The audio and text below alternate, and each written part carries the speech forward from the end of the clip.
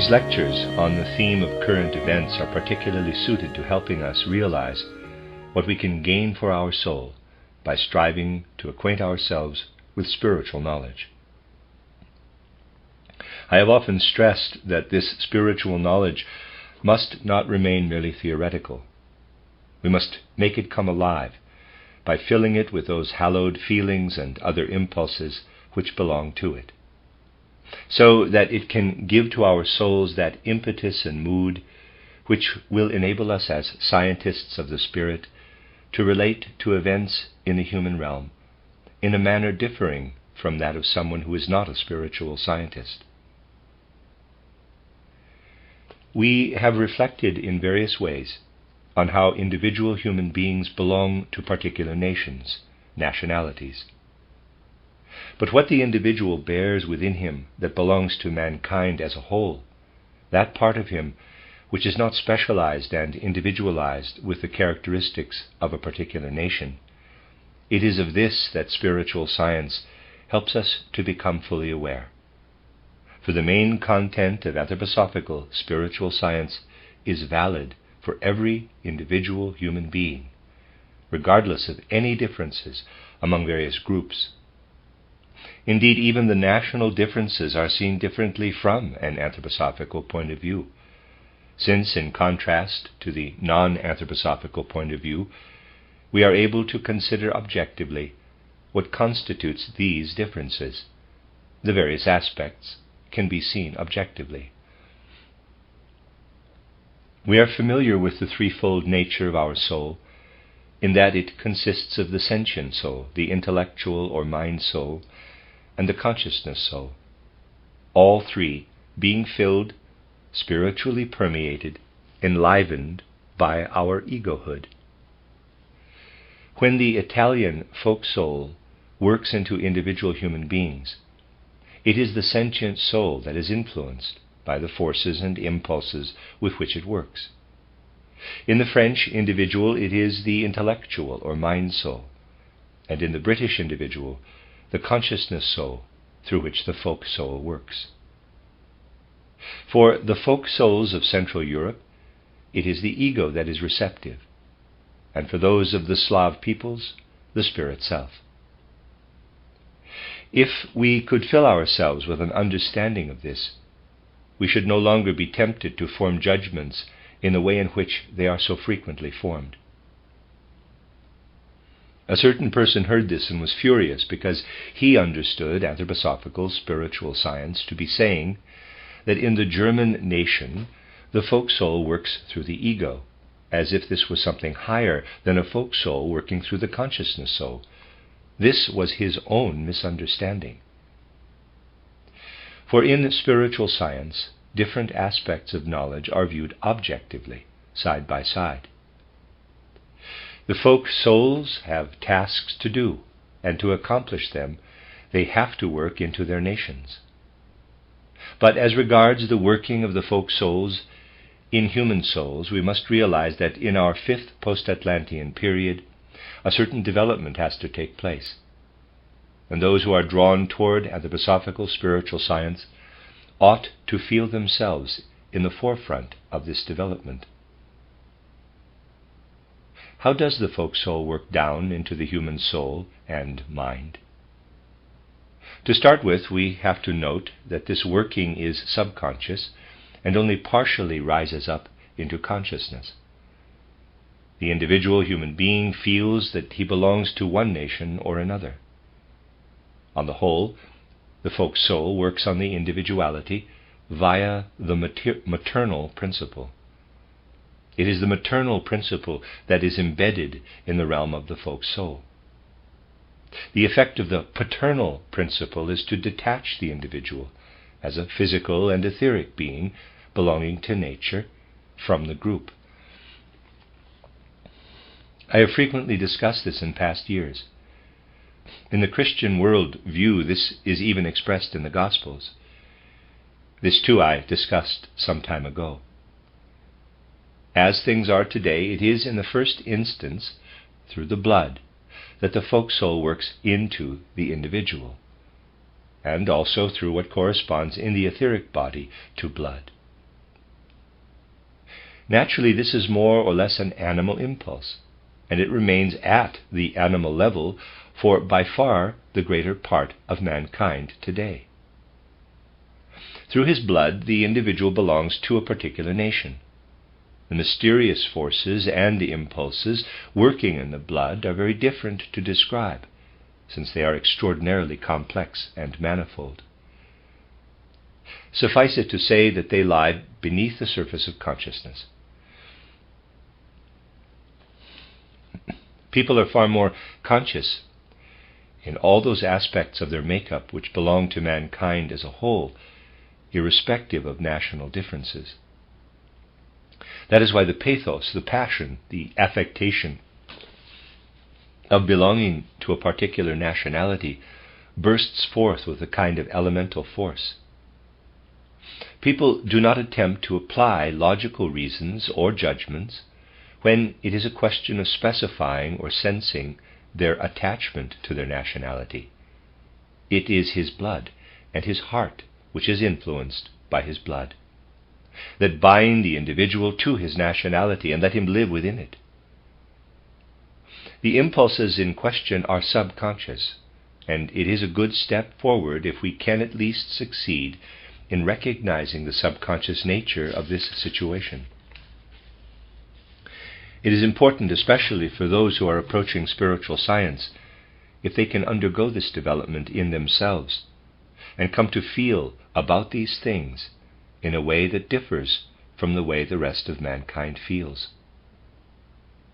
When people who do not belong to spiritual science are asked what binds them to their nation, they will indeed, they must answer, my blood. This is the sole idea which they are capable of forming about their sense of belonging to a particular nationality.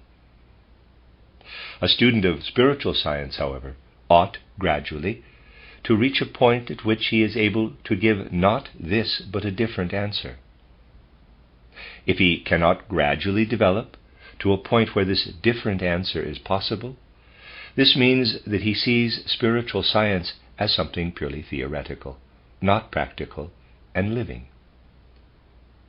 Someone who does not study spiritual science can only say, I am connected to my nationality through my blood.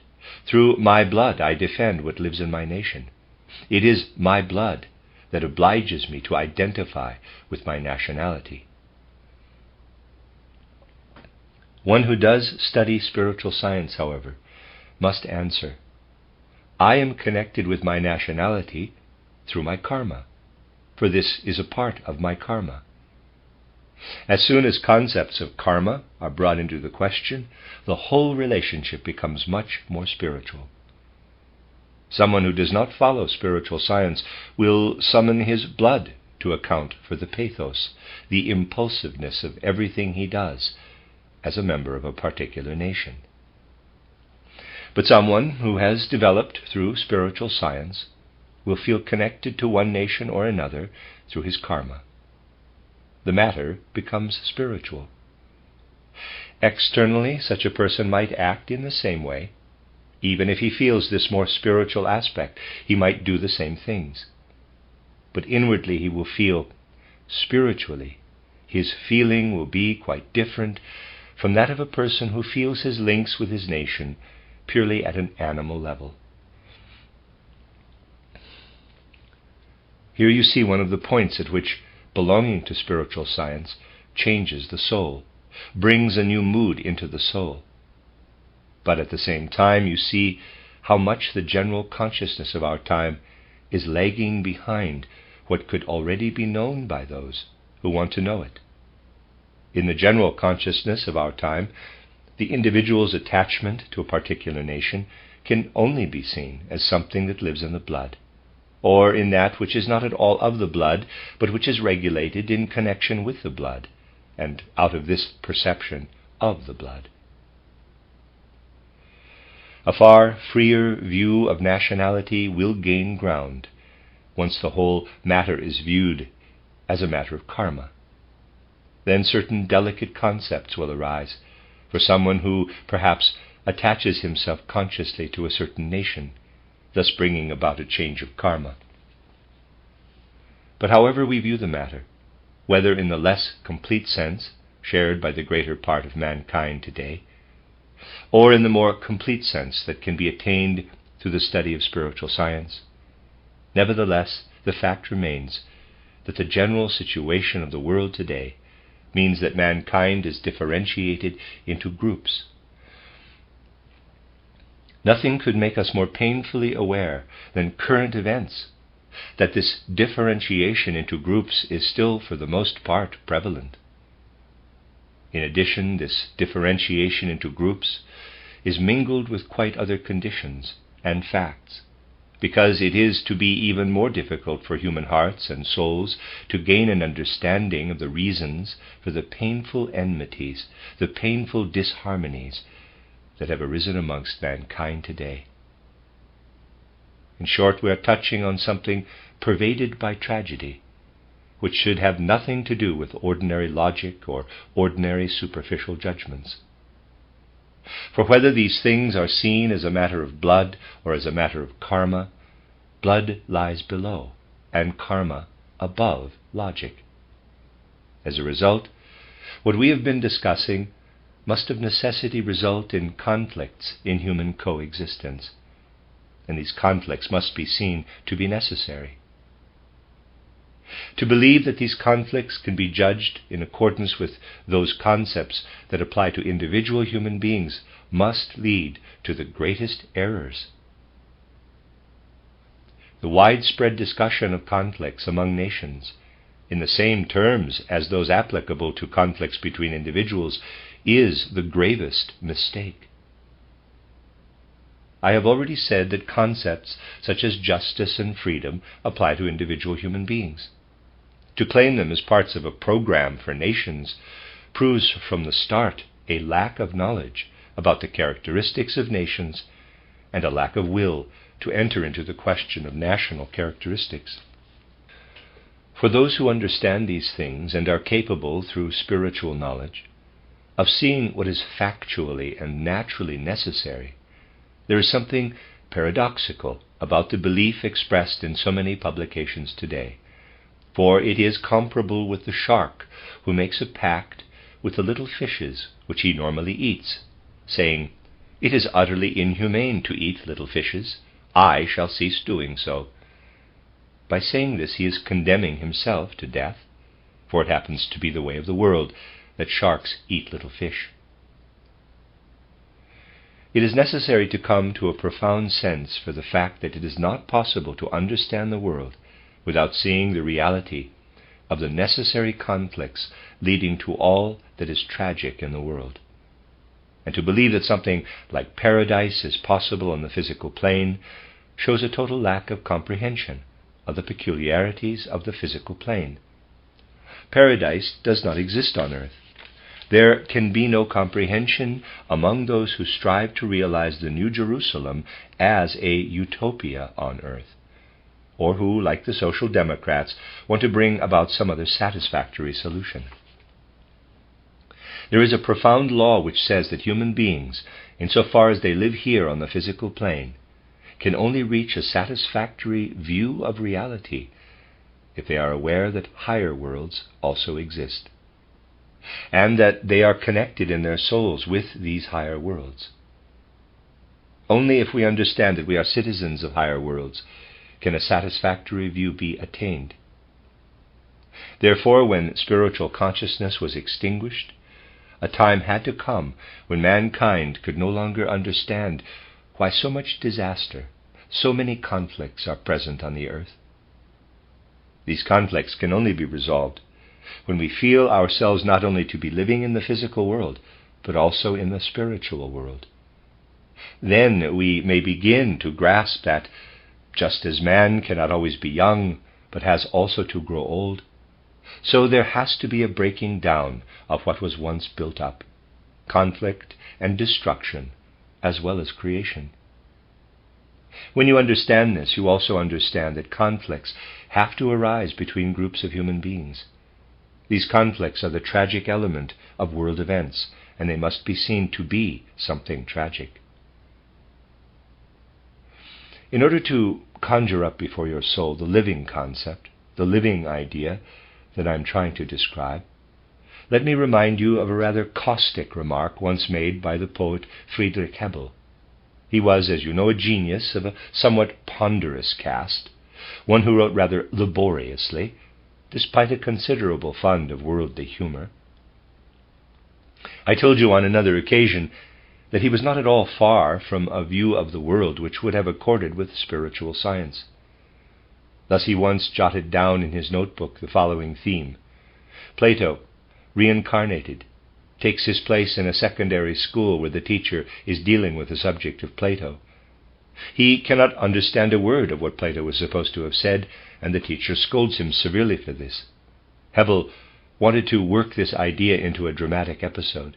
He never actually did so, but you see that he did indeed consider bringing the idea of reincarnation into a play. Hegel was a contemporary of Grillparzer, and I knew him.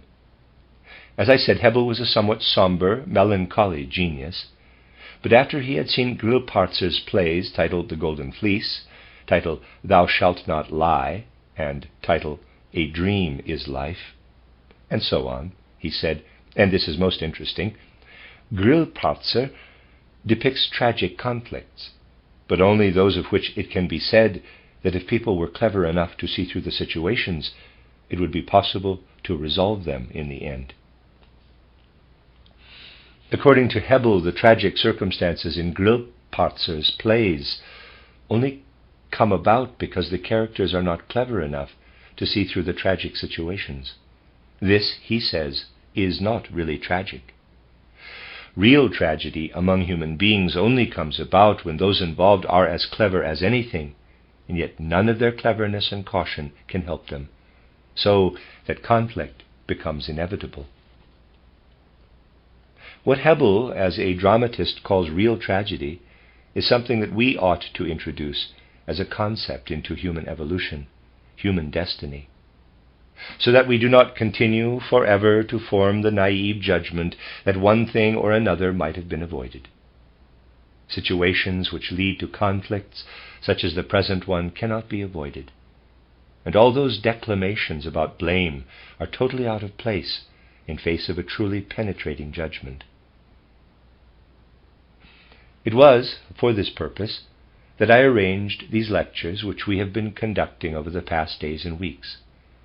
I arranged them in order to demonstrate clearly that even in the case of an event such as the Opium Wars, it is impossible to speak of blame in the way blame is meant in situations involving individual human beings. Concepts such as guilt, freedom, and so on, which can be applied to individual human beings, cannot be applied to souls living on other planes, and folk souls do not live on the physical plane, but only work into the physical plane through individual souls. Their abode lies in other spheres, on other planes. Such things are sensed nowadays by some isolated individuals, but they are not understood when we judge events on the basis of concepts which are customary today, instead of making the effort to take into account the actual evidence. To stand up today as a member of a nation and pronounce judgment on other nations in a manner that is only justified when referring to individuals proves nothing except one's own backwardness in the ability to judge. It is, though, an historical necessity, because certain statesmen are backward in relation to what could be known today, that this backwardness, this ignorance is brought to bear even in the most terrible historical documents, as a result of which infinite rivers of blood will flow. On the other side stands the possibility of stressing again and again, for those who want to hear it, that the progress and salvation of mankind depend on finding judgments from the realms of spiritual life. There is indeed a sense in some quarters for that which is necessary as a basis for judgment, but it cannot be brought into consciousness. I shall give you an example, for if I may say so, spiritual science will only be absorbed into our very flesh and blood if we learn to observe ordinary, everyday reality from the viewpoint of spiritual science. in England in the 70s and 80s of the 19th century, the historian Professor Seeley, Seeley, was active. What he taught was in many cases decisive for what later came to live in many souls. Seeley was perhaps the first English historical imperialist. His imperialism was historical, and his history imperialistic. For he viewed British history as it had developed over the centuries, from the point of view that the trend had always been toward the foundation of the great British Empire, which now covers 1/4 of the habitable surface of the earth. His lectures appeared in print in the 70s and were frequently reprinted. Sometimes there was a new edition every year, for he had very many students. In these lectures he sought to gather up all the separate facts which made the British Empire what it is today. He saw it as something in the nature of divine providence, that all the different pieces came together in the way in which they did as a result of different impulses. He even asks, how did it all happen? And answers expressly, no individuals decided all these things, performed all these actions at just the right moment, which joined yet another portion to the British Empire with the aim of creating the greatest imperium that had ever existed. No, all this happened in earlier times as though by instinct. The various parts came together by instinct, and in Seeley's view there is a divine and spiritual order in the way they did so. Now, he says, it is our task to lift up into consciousness what has hitherto taken place instinctively, and to round off what arose thus instinctively with our consciousness into an imperium such as has never existed on the earth before. He saw it as his task as an imperialistic historian consciously to penetrate what had come together unconsciously. Seeley intends, as it were, to bring into the present consciousness of the fifth post-Atlantean period all that contributed to the rise of the British Empire out of the still atavistic forces belonging to the laws of the fourth post-Atlantean period. But as we have pointed out, it was not only reasoned, intellectual thinking which took hold of the instinctive coming together of the different parts. As I have told you, during the final decades of the 19th century, certain members of occult streams began, not with ordinary consciousness, but with occult consciousness, to expand this British Empire, by placing before their souls and the souls of their pupils maps which showed what still had to come about if the British Empire was to beam its forces over the whole world. In these occult circles, the following idea was consciously cultivated. The fifth post-Atlantean period belongs to the English-speaking peoples. Based on this, all the arrangements were carried out and all the details elaborated. No doubt the Regius professor was not aware of this, but others were, and used all of it consciously in their impulses. This needs to be recorded. We shall speak more about what it was that they were aware of. But when people are not aware of something, it nevertheless creeps into their soul and occupies them in a certain way. Thus, in our time, an extraordinary collaboration came about between something occult, hovering in the background and pulling strings, and something of which people are unaware, but which lives in the forefront of events on the physical plane. One must know such things if one wants to form judgments in the proper way. Over the last 2 weeks, I have quoted a number of peculiar incidents, such as the matter of the title Almanac of Madame de Thebes, and others. No doubt you remember. Now, consider the following quite objectively, without taking sides in any way. It is something extraordinary even for somebody who only thinks in the ordinary way. But for those who observe spiritual connections, it is something that demands more than mere consideration. It demands to be meditated upon and taken into one's impulses. Is it not extraordinary that as early as the 90s of the 19th century, an English book should have been published that was written by 3 editors of the Times and given the title The Great War of 1809 ? The timing was handled in a somewhat dilettante fashion. Though the date suggested is rather earlier, the reference is to the present war. This book contains a small error, for we are told that the war will break out as a result of the assassination of the Bulgarian Prince Ferdinand, and that it will then escalate into the European conflagration covering the world. What is foretold in detail about this European conflagration covering the world is remarkably prophetic, and has been confirmed in the main by subsequent events. We can truly say that the book's greatest error is the confusion between the Bulgarian Prince Ferdinand and Franz Ferdinand of Austria, and the placing of the assassination in Sofia instead of Sarajevo. I consider that there is a significance which should not be underestimated in the appearance of a book in 1892 which so remarkably accurately portrays a future event. Only by endeavoring to form judgments which are not abstract, but founded on what actually exists, can we develop the capacity to see the hidden configuration of things. Naturally enough, even those who were able to see what was to come misplaced certain details. This is inevitable when speaking about such things. It is not always possible to foresee everything accurately, but we ought to ponder on the fact that there were people at that time who had such strong reasons for going into these matters that they even went as far as publication. I am telling you all this, especially in connection with all that we are considering, so that you can sharpen your capacity for forming judgments. It is essential to have the will to look facts in the face and see how they relate to one another.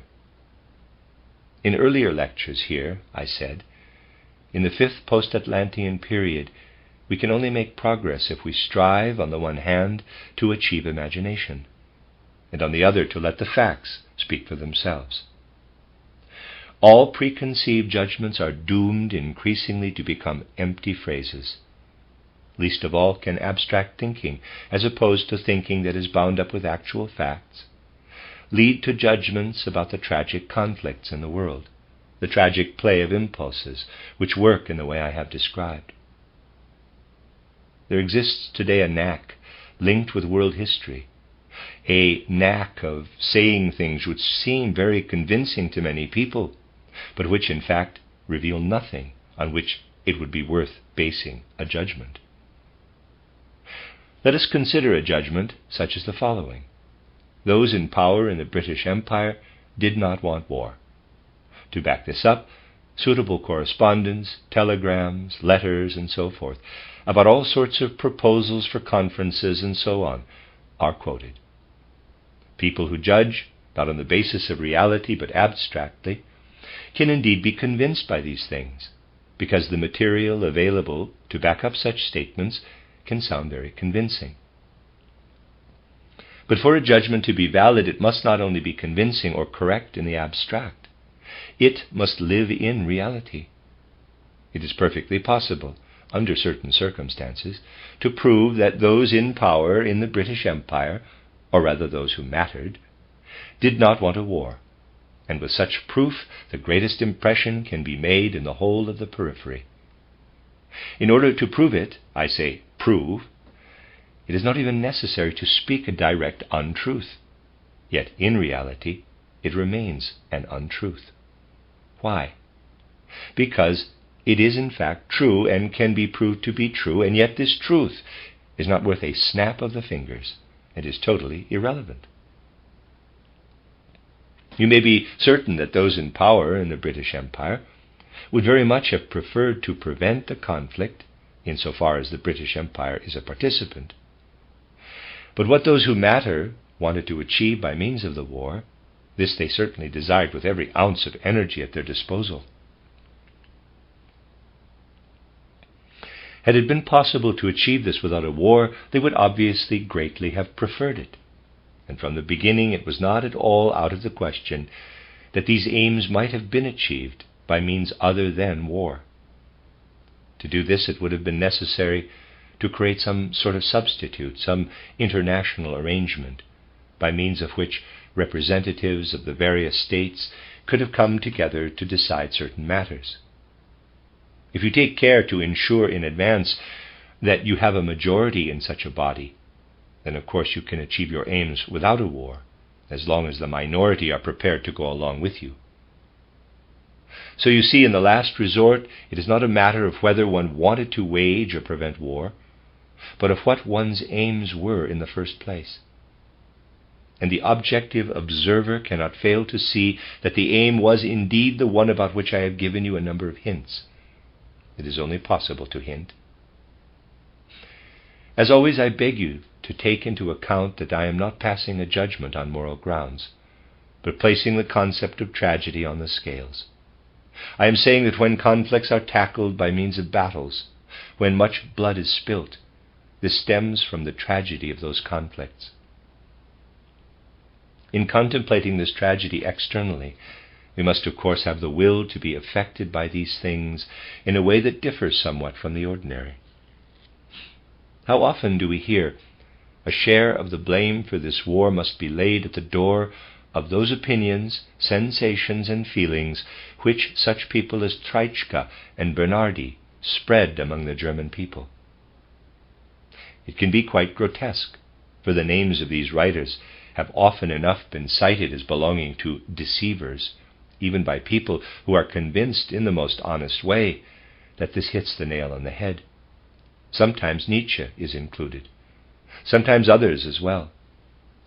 There's much to be learned by taking into account what such things are based on, in what I might call, quote, the realm of what is true, close quote. But before going into this from the spiritual point of view, for much can be learned about the spiritual realm by attending to ordinary things, let me draw your attention to the way in which just such phenomena as the German historian Treitschke can illustrate for us everything that is so tragic in human evolution. The only thing is that one must not make judgments of an utterly superficial kind. Had I been inclined to make judgments of a superficial nature, I should for some time now certainly have looked upon Treitschke as a social monster. I only met him once, at a time when he was already totally deaf.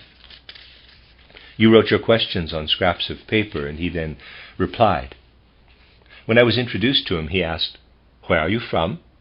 I wrote down that I was an Austrian. He replied, "Well, well," he was loud-spoken, since he could hear nothing. "Austrians are either geniuses or rascals, one or the other," and so forth. With Treitschke, it was always like this. If you did not want to count yourself a genius, you had had it. He was a vivacious man with considerable depth of character, and he often expressed himself in sharply defined terms. He wrote a much-cited history of the German people. It is quoted in a certain way, but it could easily be quoted in another way too, for anyone who wanted a collection of anti-German vulgarities could just copy them straight from Treitschke. However, this is not what people do. Instead, they seek out passages which are far less frequent than those in which Treitschke tells his people the truth about themselves. They seek out passages which are written, so they think, in a, quote, Prussian or militaristic manner, close quote. In this connection, I want to introduce you to a rather interesting judgment. It stems from a man who is quite justified in forming it, because he too was an historian. He was also particularly interested in Treitschke's definite antipathy toward more recent history and developments in England. Treitschke certainly entertained this antipathy, and it soon became obvious when you got to know him. This historian, who knew Treitschke well, wrote that Treitschke's dislike of modern England was based partly on historical and partly on moral grounds, for, quote, Britain's world predominance outrages him as a man almost as much as it outrages him as a German. It outrages him because of its immorality, its arrogance, and its pretentious security. and not without justice." Close quote. Steiner again. Please note this, quote, "He delineates English policy throughout the 18th and 19th centuries as aimed consistently at the repression of Prussia. So soon as English politicians discovered the true nature of that state and divined the great future reserved for it by destiny. Had not England been Prussia's treacherous but timid enemy in 1864 and 1866, and again in 1870, 71, and above all in 1874, 75, close quote." Steiner again. This is what this historian says in his discussion of Treitschke's antipathy toward England.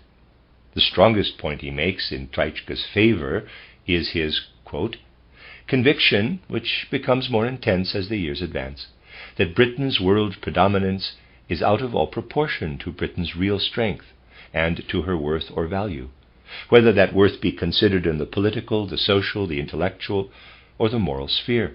Close quote. Steiner continues. He continues, quote, "It is the detestation of a sham. That which Treitschke hates in England is what Napoleon hated in England, a pretentiousness, an overweening middle-class self-satisfaction, which is not really patriotism, not the high and serious passion of Germany in 1813 and 1870, but an insular, narrow conceit.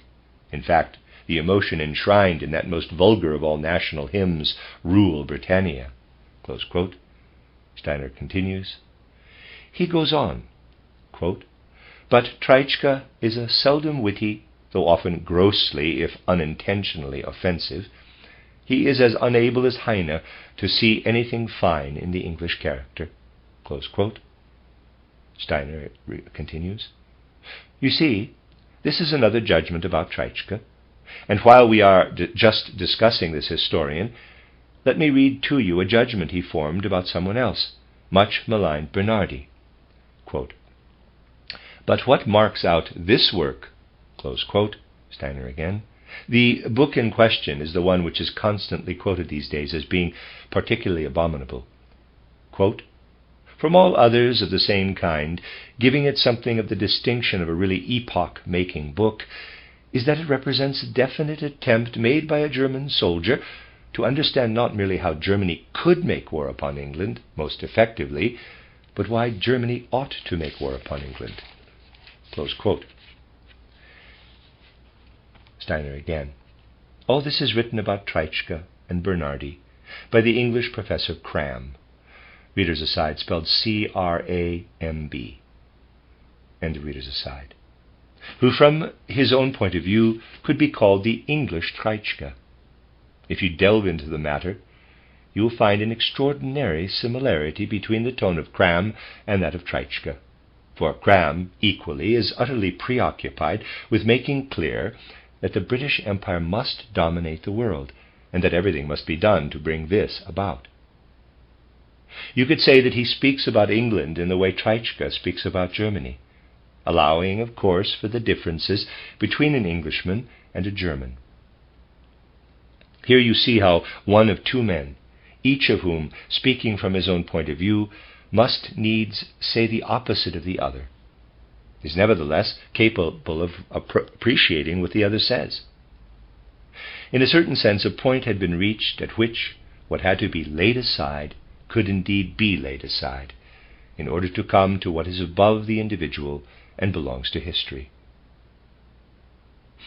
It is therefore an extremely depressing relapse, a backward step for people, to find that now, even in the most weighty documents, judgments come to expression which are utterly inapplicable. There is really no need to go at all far in order to find tangible truths. But to do so, one needs the keen sense, which today can only be maintained through some connection with spiritual science. On another front, there is something equally grotesque. The Russian plan to gain possession of the Dardanelles and Constantinople has existed and been admitted for centuries. Yet at the same time the Russians claim to be entirely blameless, absolutely blameless. Here, in an historical document of the first water, the Tsar's decree that has recently been going round the world, we have the juxtaposition once again. We are absolutely blameless, but we mean to conquer, yet we are blameless. In Russia, too, people have not always held the opinions they hold today. Take Kuropatkin, for instance.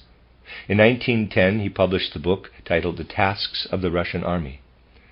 In this book there is a remarkable passage which those who speak of Russia's great blamelessness could do well to mark and digest. It says, quote, "If Russia does not bring to an end her interference in something foreign to her, yet of vital interest to Austria, then a war over the question of Serbia can be expected to break out in the 20th century between Russia and Austria," close quote. Steiner again. The Russian general Kuropatkin, I pronounced it Kropotkin before, readers aside, that's incorrect. It's Kuropatkin, end of readers aside. The Russian general Kuropatkin wrote this in 1910. Of course, he had in mind what existed on the Russian side that could lead to a war with Austria over the Serbian conflict. The question now arises, why is the truth being so distorted at present? The answer is that something has got to be said, yet it is not as easy as all that to speak the truth. I hinted at this yesterday. The things that are said are intended to spread a fog over the truth so as to distract people's attention from the truth. That is why arguments are chosen which will have an immediate sentimental appeal for those who lack the will to get to the bottom of things. I'm going to read that sentence again. That is why arguments are chosen which will have an immediate sentimental appeal for those who lack the will to get to the bottom of things. If only people could come more and more to understand above all the full significance of the many unconscious or subconscious untruths. I have often pointed out that it is no excuse to say that one believes something just because so-and-so said it. Of course, I do not mean that many people do not believe in what they are saying, but this is not the point. These things work in the world, and those who make statements have a duty to take the trouble to find out the truth. Merely believing something is not enough. Someone might speak quite truly when he says that he wanted to prevent the war, but this truth is not worth a fig in view of the fact that he intended to use other means instead to achieve his desired aim, the aim he is striving for with all his might. To reverse the truth in this way, whether unconsciously or subconsciously, is something much worse than an untruth, even though it appears to be the truth. This is now the immensely difficult karma of mankind, that people do not feel in duty bound to pursue the actual real truth and truthfulness that lives in the facts. Indeed, at the very opposite of this seems to have started to rule the world, and to be all set to do so ever increasingly. External deeds are always the consequence of what lives in mankind in the way of thought. They are the consequence of untruthfulness, which may indeed appear in the guise of truth because it can be, in quotes, proved, though only superficially. What lives in the judgments of human beings can become, on another plane, the thundering of cannon and the spilling of blood.